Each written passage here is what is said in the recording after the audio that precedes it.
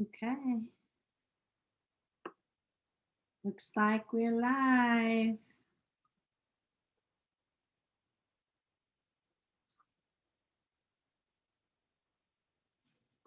Okay. Looks like we're live. All right. So, hello. Thank you for joining me for virtual yoga teacher training. I'm Michelle Riselby, and I'm here just to help guide you through how to assemble a sequence for a yoga class.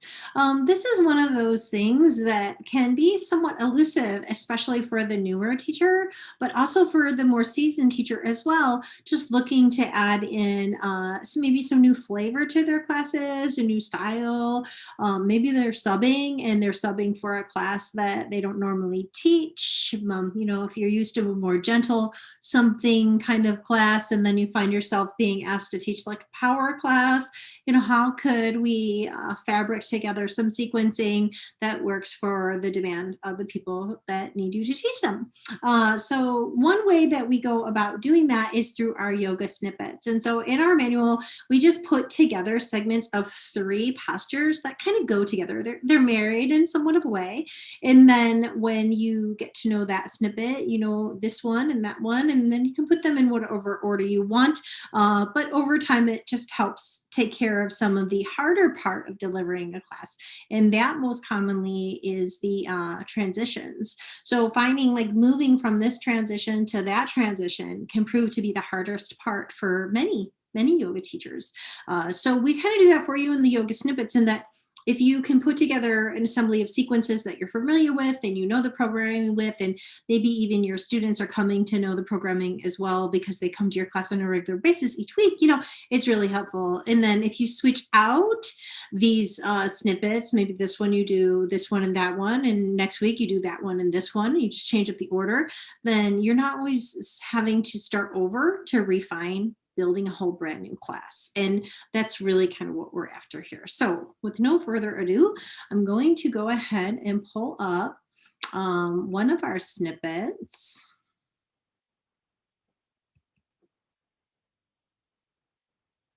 Float rounds. Okay. So just to give you an idea of the spirit of the snippet, it's not so much that this snippet is the end all be all to sequencing, is as much as it is just choose a few postures and practice teaching it in order to refine your art of teaching, right? So if we're going to master our craft, that's commonly done by going back at it again and again and again. So pick 3 asana that go well together easily, put them together and just teach it until you know it in your bones. And that's kind of how we do it here. Initially we'll introduce the set of 3. And then as time goes on different lessons, then we'll enhance and unpack each asana individually so we can understand them, individually. And then as time goes on, we've got that part down. Then we pull out Leslie Kaminoff and Amy Matthews, godson of a book, the Yoga Anatomy book, and unpack the anatomy so that we can fabric in the anatomy while we're teaching the class. So, and when it's appropriate and when it's not so appropriate to do so. So that kind of gives you a broad strokes view of what we'll be learning today in this lesson together.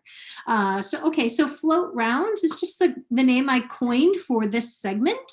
You could call it really anything that you wanted. It starts off with an extended side angle. So let's say if previous to this we were in a star pose and we dropped down into a goddess, we could then send right into an extended side angle. So let's pretend that that's where we're starting, and that's what we're going to pay attention to right now.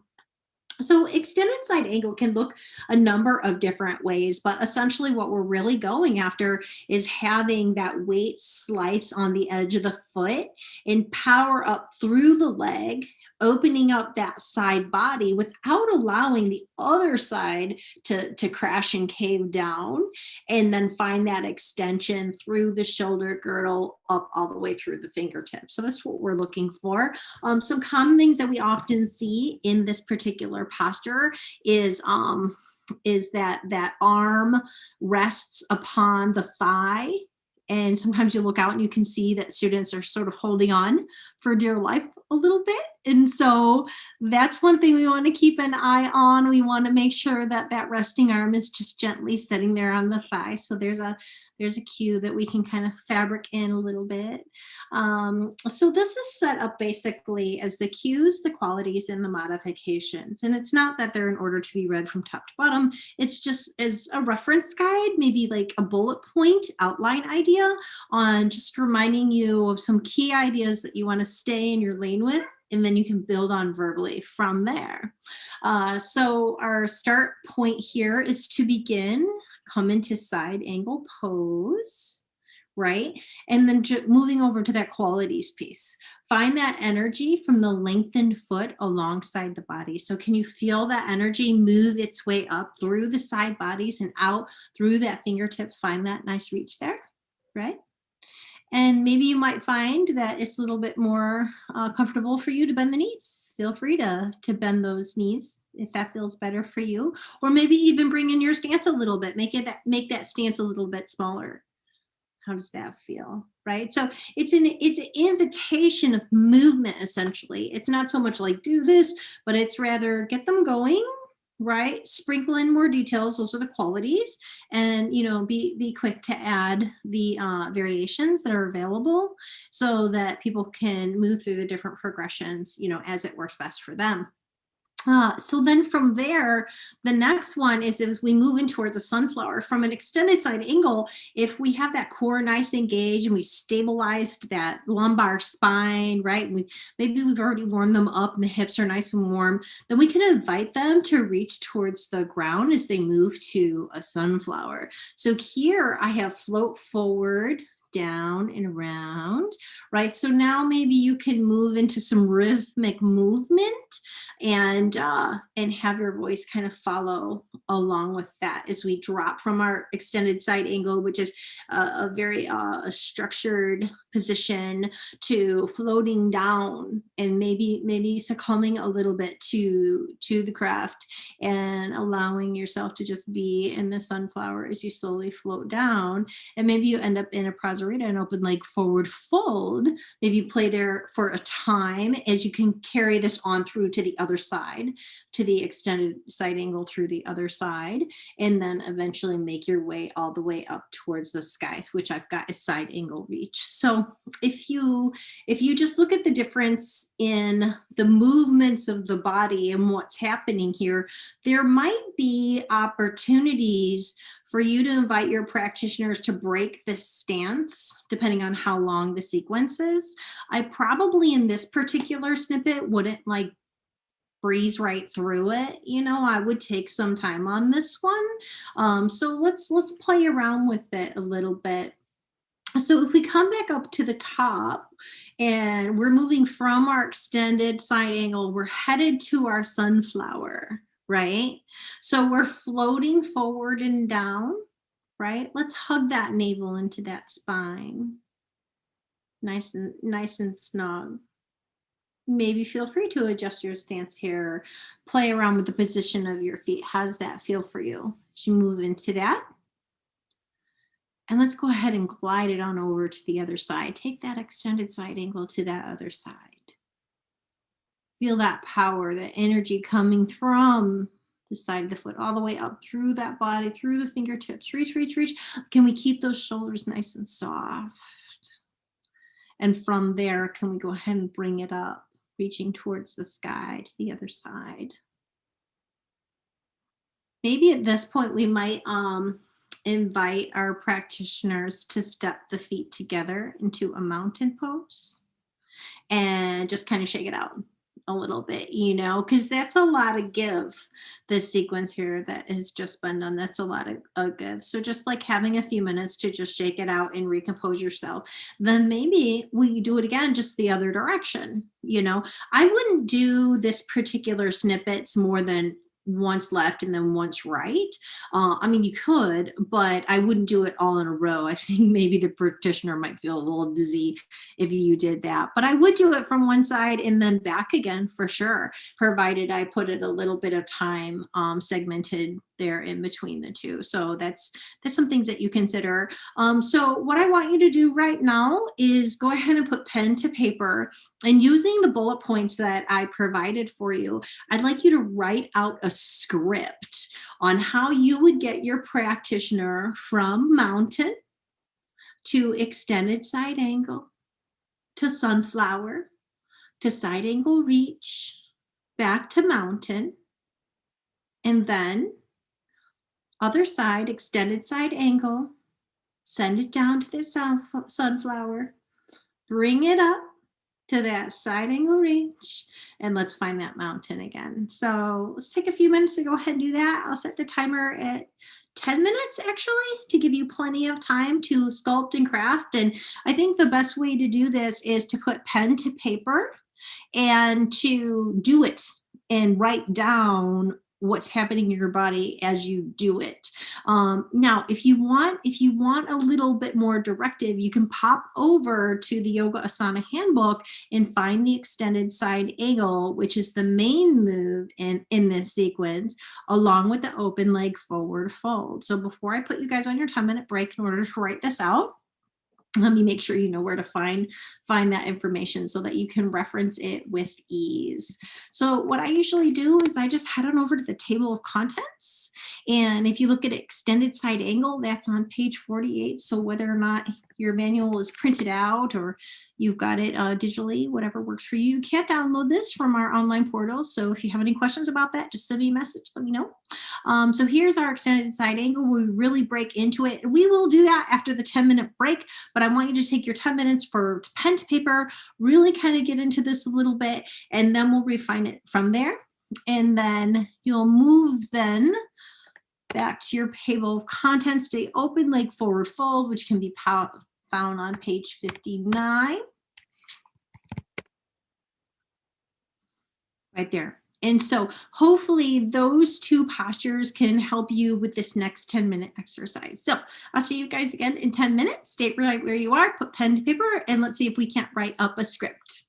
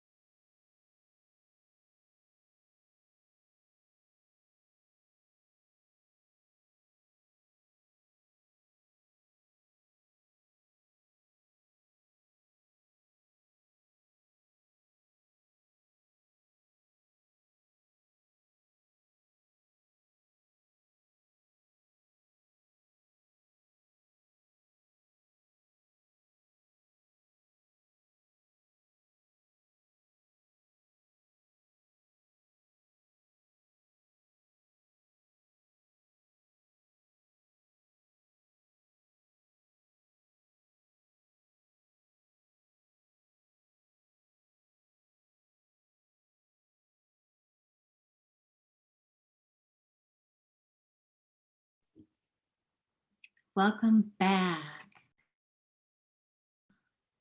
I hope that assignment went good for you. And you know what? Honestly, if you found it to be a little bit challenging, know that this is a process that we return to again and again and again. And we add different elements and we add different layers and so on. And so, just show up as you are, just as you would encourage your yoga students to do, like show up on their mat, ready to just share their craft, whatever that looks like in that moment, right? And through repetition and coming regularly and just keeping at it, you're going to find that this is just such a breeze. So first things first. Okay, so let's unpack that experience a little bit. I know I had mentioned to you that we might have started out in star pose. So I'm going to go back one snippet and find star hinge plies right here. So if we had started off in star pose, this is a nice posture to get the folks facing to like the side of the room. If previously they were facing forward and you're looking for them to face to the side of the room, this is a nice one to do that. Dropping down into a goddess and coming into an open leg forward fold. So if you put these two snippets together and add in a couple of mountains there, you're going to have some sequencing, especially by the time you do the left and the right side.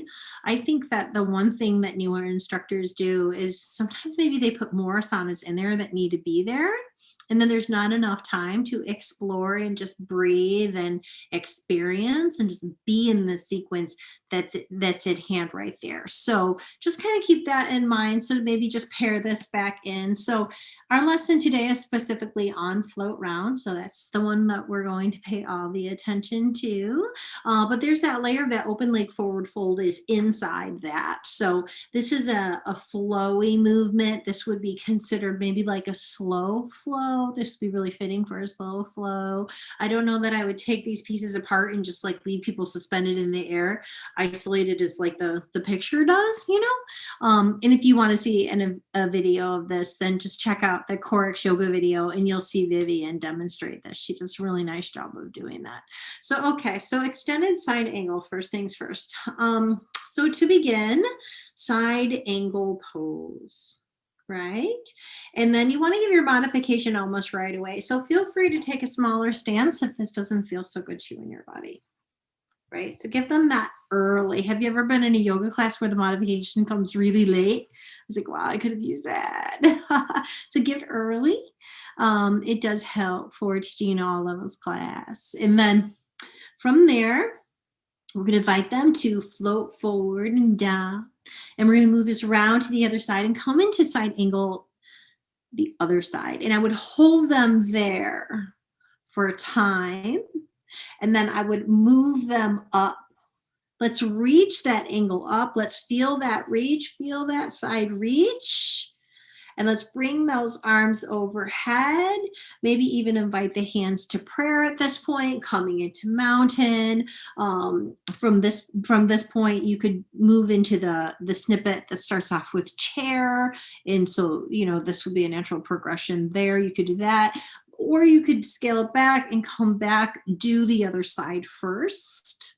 But it's entirely up to you. So it depends. It's dealer's choice when it comes to your teaching style. So there's no right or wrong.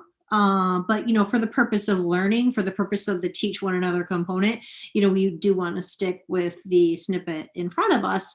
And then as we develop that, we can switch it out. We can make our own. We can put this instead of that. We can do left and then right, or we could do left, or actually right usually comes first. You could do right and then a different snippet, and then you could do left and then repeat that different snippet and then bring it back to mountain. So let's experience that as I had brought it up from the star hinge plies.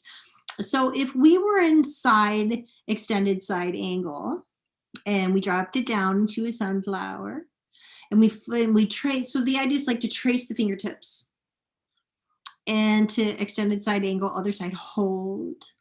And now let's bring those arms up and reach and lift into a side angle reach. Can you reach into that? So it's not so much that side angle reach is an asana, and it's not an isolated asana that's inside the asana handbook. In this, it's more an expression of how do I convey to you this 360-degree movement. That's the idea. behind it. And so if you look at the qualities for that, we start to integrate the anatomy on this one. So those obliques pull up and return to the side angle pose. So, letting the practitioners know what the primary movers are anatomically can go a long way to motivate them, to entertain them, to educate them. But I would just sprinkle it in. I wouldn't inundate them with an anatomy lesson during yoga class. Just add a little bit in, and then those who come back regularly will pick it up, and before they know it, they will have gotten some anatomy out of your classes, which is fantastic. So extended side angles. So just as I said before, we will head on over to extended side angle, page 48.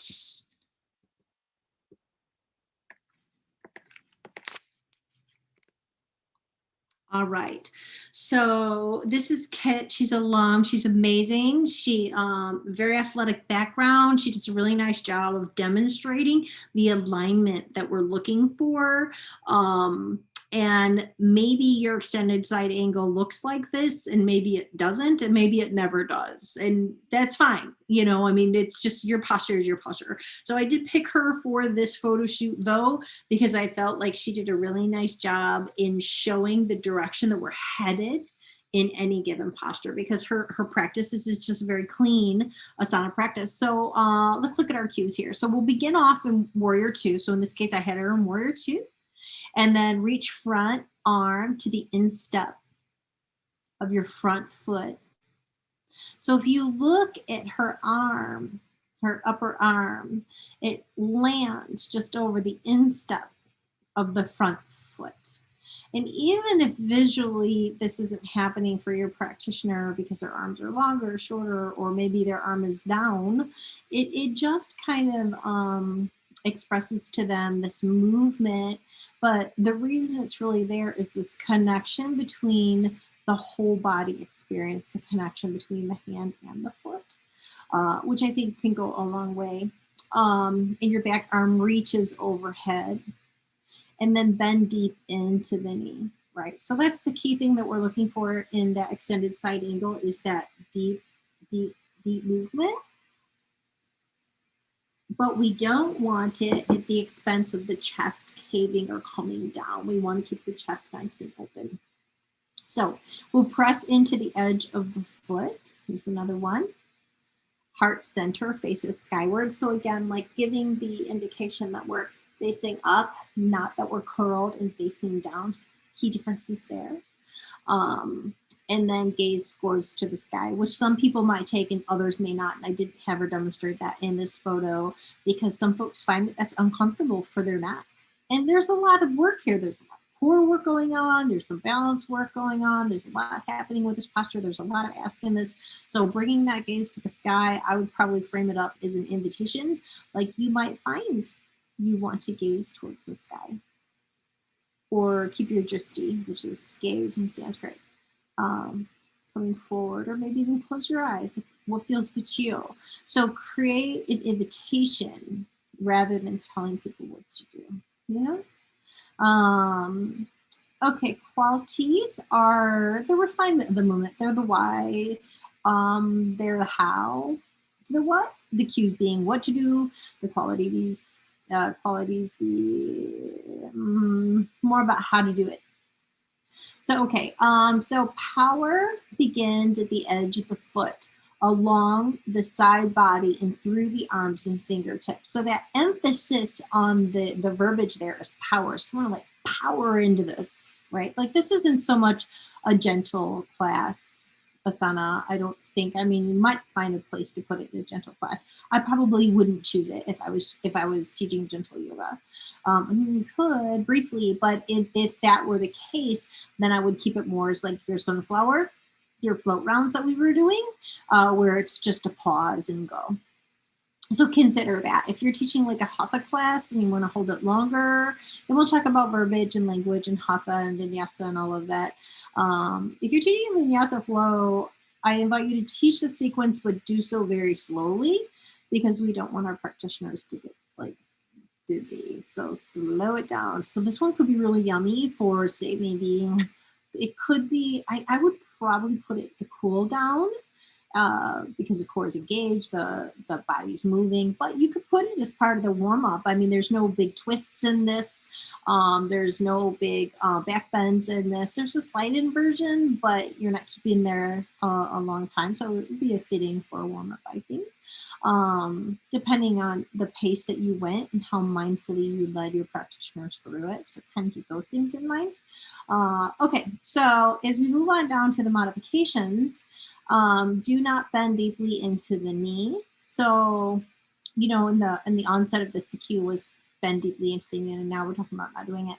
And so I think if I rewrote this version 397,000th time, I would remove the words do not, and I would replace them with what to do, right? So note, right? So another modification is to tuck the hand behind the hip. So maybe instead of reaching overhead, for some folks that might not be as accessible, it might not be as comfortable, maybe bring that hand behind the hip instead. And keep the gaze forward rather than glancing up. So this is some key things that you can sprinkle in. And you don't want to sprinkle them in the end. You want to share that like in the beginning, okay? Okay, so underneath the picture there are just some key things about the anatomy of this posture, which can also prove as entertaining, motivating, and just things to say when people are in the posture and you're like, I don't know what to say, I've run out of things to say. Tell them about the posture. Tell them about what's happening in their body. Tell them about what's going on. So I've got stimulates internal organs, right? Lovely. Strengthens legs and stretches the shoulders. Very nice. Who doesn't need that? And stretching the arms and the chest. Lovely. Energizes the whole body. This is such an energizing asana, which is why I kind of cautioned it as far as like in a gentle class, unless it's just inside float rounds and you're just pausing briefly. Don't keep there a long time. And then channel energy from the sole of the foot. So again, like using powerful symbolic language like channel energy really, I think, brings the practitioner to another land. And that's one of the reasons why yoga is just, I don't know, so loved, right? It's like an experience. It's like a little retreat for the day or for the hour anyway. So channel the energy from the sole of the foot through the side of the body, all the way through to those fingertips, right? And so carry them along the message as you verbally unpack it. So this one here is extended side ankle. Let's go back and look at the snippet once again and see if we can understand this a little bit more deeply. Okay, so there we were. So we were in our extended side angle. We're channeling the energy from the foot through the side of the body, right up through the fingertips. And then from there, right, we can hug that navel into the spine and we can invite the fingertips down towards the ground. Now you might find you're reaching for your blocks here. You might find that you're reaching for your elbows and just holding onto your elbows here. You might find that your legs are straight or that your knees are bent. And you might find that you've got your hands on the floor or even out far above you, in front of you. So those are some different modifications that you can choose as your class progresses, but you do want to give them early before somebody just kind of finds themselves in an open leg forward fold. So let's explore it a little further together. So we'll go back to the table of contents, open leg forward fold, page 59. And I have to say, I like a paper copy, but I'm getting warm to the digital version. So open leg forward fold, your Pasarita. This is so lovely. This is a nice one to move into tripod headstand. Although I wouldn't say that's something that's in my personal practice. I do love headstand, but not tripod. But many folks do get into it from this posture. Fun fact, put a pin in it. Different lesson, different day, not today. So anyway, okay, so open leg forward fold. So your cues, so beginning and start, hug the navel into the spine. Face the feet are facing forward, hinging at the hips, arms reach towards the floor. But remember, we came in this through the yoga snippet, through that extended side angle. So instead of begin and start, because we came into it from the extended side angle, we're just going to go ahead and reach towards the floor, arms reach towards the floor, right? So the qualities, what does this look like? Like, what do we want to see in this posture? We want to see that the neck is soft. So sometimes students will want to see what you're doing. They'll like crane their neck and they'll look up in order to see you. We probably don't want that as much, you know. And then here, the kneecaps are lifted to engage the quads. So again, finding a little bit of the anatomy there for folks. Nice core active, right? So if you, nice active core, if you keep circling back to different lingo and reminding them that we want to keep that core stabilized, that's going to protect the lower back and go a long way in helping the practitioner remain safe in the posture and even advance their practice because they're all fired up and coming into it, you know, with a little bit more grounding strength. So that's good too. All right, so some modifications that we might see is a slight knee bend, which is also lovely. Hands reach for the elbows rather than the floor, which I mentioned in the snippets piece. You can walk your hands out to deepen into this stretch. So the modification piece, that isn't the word that I would use in class. I don't know that I would use a word in class. I would introduce ideas in class. Like, okay, you might find coming into this that your knees want to bend a little bit. Feel free to take that if that feels good for you. And as time goes on, you know, maybe we begin to stretch the legs. Maybe we even pedal the feet, one then the other, and then straighten those legs. Decide if that feels right for you. Perhaps even walk those hands out. It feels good. If you wanted to introduce a twist into this little segment that I've given you, this would be a nice time to float one arm up and then the other, usually the right first, different lesson on the Y. But that could get your twist in there because you want the twist. You want the forward fold, the back bend, the neutral, which is like a mountain, or hyperextension is the back bend, extension being the mountain, and then coming into flexion is the forward fold. The side bend is the lateral bend, and then there's the twist, which is rotation, and then there's the inversion. So this one could kind of take care of a couple of those there for you all in one posture. Which is probably why it makes it into almost all of my classes, is getting all of the movements of the spine. And I talk about this probably on every lesson, so we'll keep at it. Okay, so here we have a nice stretch at the back of the legs, right? Feel it up through your calves and your back. And your inversions are good for circulation, giving them reasons why they want to do it.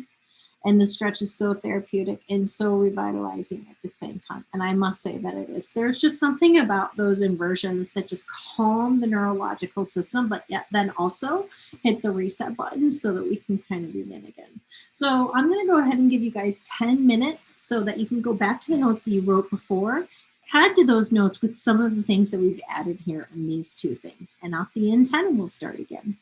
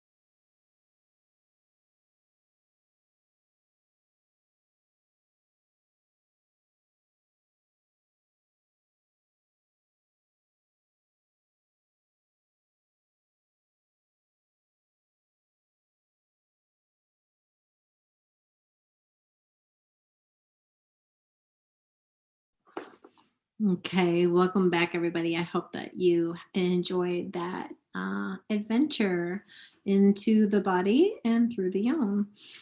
So, the next thing we want to do is just take a little bit of time and assemble what we've got and put it into another sequence so that we can thread together two snippets.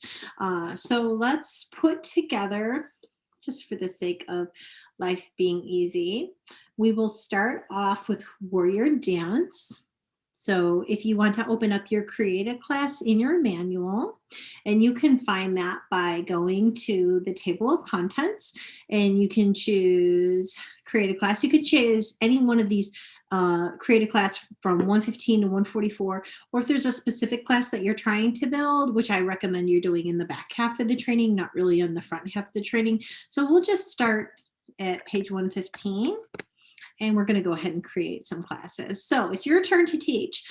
Create a yoga segment. Be sure to include different movements of the spine. So we talked about them before: the neutral, the flexion, extension, lateral bends, rotations, and inversions.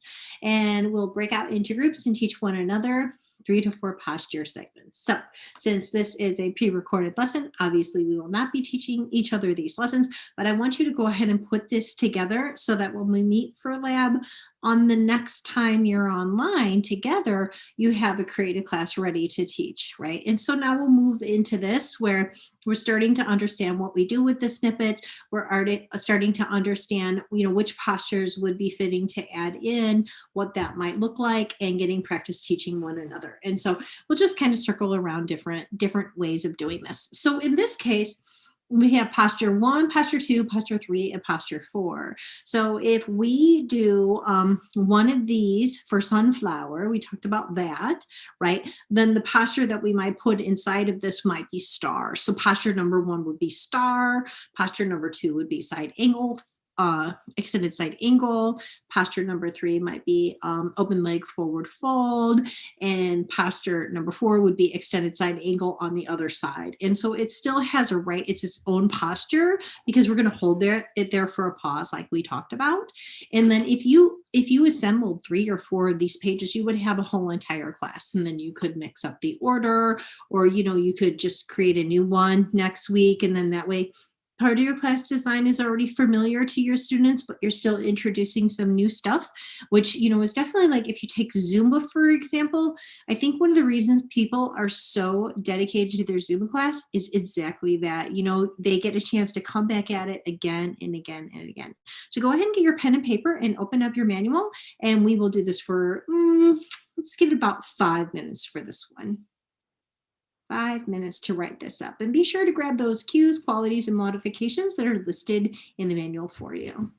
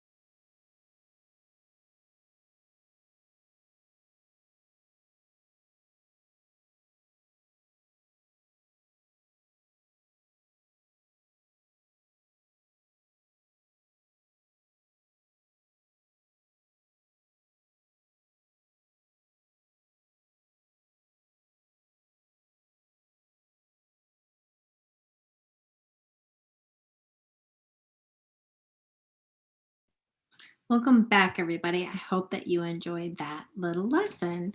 Okay, so for tonight's lesson, you had a chance. Last night, Wednesday, you had a chance to do some asana with Kara, and I will drop that link in this lesson here so that if you were not able to make that lesson last night, or if you want to do it again, you can benefit from that. If you haven't had a chance yet to listen to the yamas and niyamas, storytelling with Kay, I invite you to do so. Again, those links are in virtual Zoom room already, but I'll redrop them for you. So our progression from the beginning of our cohort on February 1st would be yamas and niyamas and then asana. And so hopefully you're beginning to grasp like how we use the snippets, how the snippets can help benefit you on building a class. And then as you build these templates, hopefully you can use this process, for the whole life long. So I want to thank you so much for joining me today. And I appreciate your time and your energy. And for your homework, all you need to do is just snap a picture of the work you've done and send it to me as a direct message via Slack, or if you type it up as a PDF, that's also fine. Whatever works for you, whatever your process is, however I can hold space for your journey, best is what I aim to do. So with that being said, namaste.